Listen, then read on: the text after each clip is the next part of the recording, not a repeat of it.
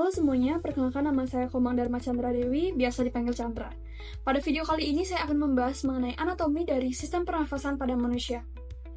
Sistem pernafasan pada manusia tersusun atas rongga hidung, faring, laring, trakea, bronkus, bronchiolus, alveolus, dan paru-paru. Namun, pada kesempatan kali ini saya akan khusus membahas mengenai rongga hidung, yaitu nasal cavity. Selamat menyaksikan videonya. Baik, sebelum masuk ke bagian dalam rongga hidung, saya akan membahas mengenai bagian luarnya dan sebut-sebutannya dalam bahasa Latin.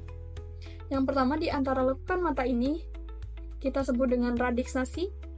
Lanjutannya ini kita sebut dengan dorsum nasi. Lekukan ke bawah ini kita sebut dengan apix nasi. Dan di sekitaran nares ini, di sekitaran rongga hidung ini kita sebut dengan ala nasi. Dan rongga hidung kita sebut dengan nares. Selanjutnya, saat kita masuk lebih dalam dan membuka di bagian kulit hidung ini, kita akan menemukan os nasal dextrum and sinistrum.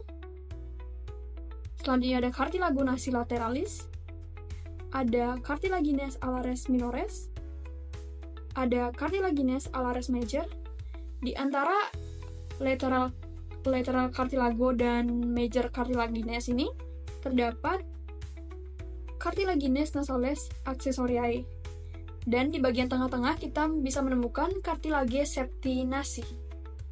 Selanjutnya kita akan masuk ke bagian anatomi dari nasal cavity. Nasal cavity ini dibagi menjadi dua, yaitu vestibulum nasi dan cavitas nasi proprium. Yang membaginya menjadi dua yaitu adalah nasal limen. Cavital nasi proprium juga dibagi lagi menjadi dua, yaitu os olfactoria dan os respiratory. Yang pertama saya akan membahas mengenai pars olfactorius, di mana pada bagian olfactorius ini kita bisa menemukan tractus olfactorius dan bulbus olfactorius. Pada tractus olfactorius terdapat filia olfactoria. Next, kita akan masuk ke pars respiratory.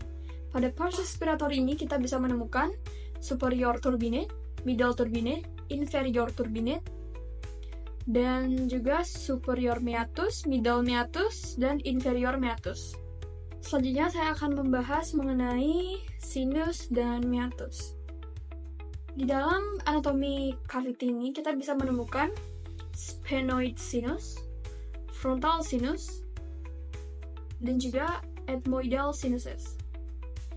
Ethmoidal sinuses ini juga terbagi menjadi anterior ethmoidal air cells, middle ethmoidal air cells, dan posterior ethmoidal air cells. Dari sudut pandang lain, kita juga bisa menemukan maxillary sinus. Yang terakhir, saya akan membahas mengenai nasal mucosa. Nasal mucosa ini bisa kita temukan pada pars respiratory ataupun pars olfactoria. Baik, sekian yang dapat saya jelaskan pada kesempatan kali ini. Semoga bermanfaat, dan apabila ada kesalahan kata, saya memohon maaf dan terima kasih.